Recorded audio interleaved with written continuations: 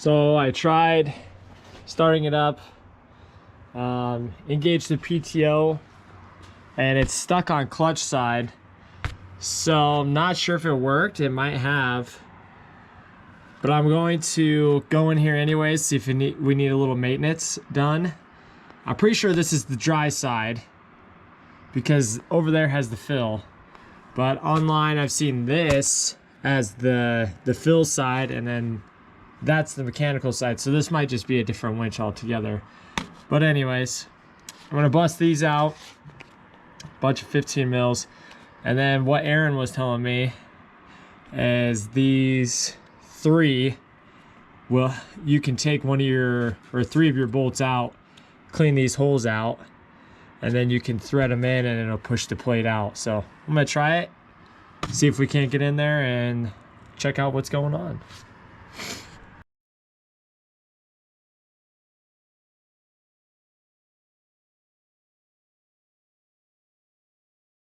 Everything looks tight as far as tolerances, but we got like this grease buildup that's developing. So I'm gonna take all these bands out and clean them up really good.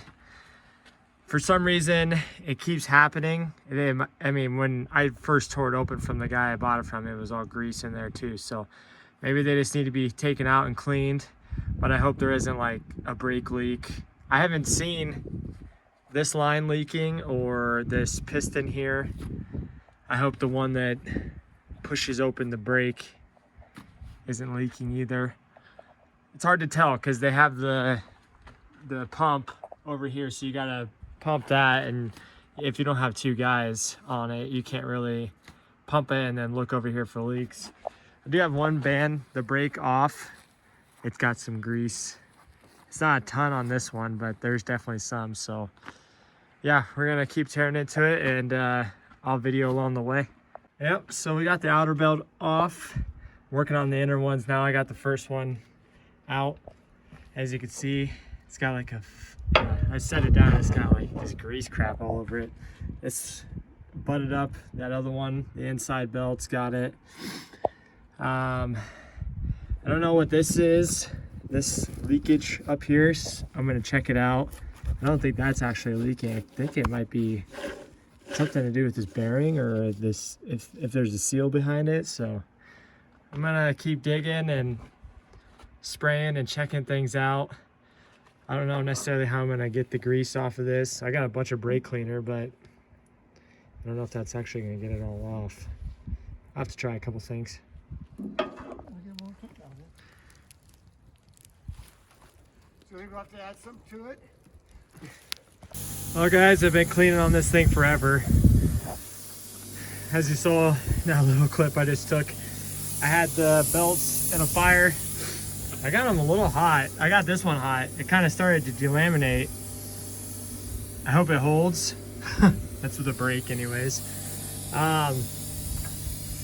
Anyways, there was like that grease crap was built up on the back of this, so I'm scraping along and it's like in the nooks and crannies everywhere. I don't have like a parts blaster or yeah, anything like that to kind of spray in there, so I'm just scraping away, and then I got the just air chuck and I'm getting all of it out. I mean, if I would have left all that crap in there, I just would have ended up being back in here. After I started it up, it just would have got the belts covered again. So make sure if you're doing all this, just get in here and clean everything up. I got a wire brush, but it doesn't seem to reach in there because there's just too much crap. So clean everything up before you start putting the belts back in. Okay, so we got everything cleaned up pretty good. I got the first belt in there. The adjusters are in. I'm gonna go along with this hacksaw blade and insert it between the bell here and the belt, and then get it adjusted at each point. The belt adjusted at each point where it needs to be. And then get the other belt on the inside, and then the brake, and we should be all set. As you can see right here, the belt's actually coming off, or the traction rubber part's coming off. in certain spots, so it's actually grabbing the bell a little bit, or the housing, but it spins freely right now, so I guess that's all that matters. Got the last one set. It's looking pretty good for the reveal and everything. So now, time for the brake shoe, and then that brake shoe, and we'll see if this thing still works.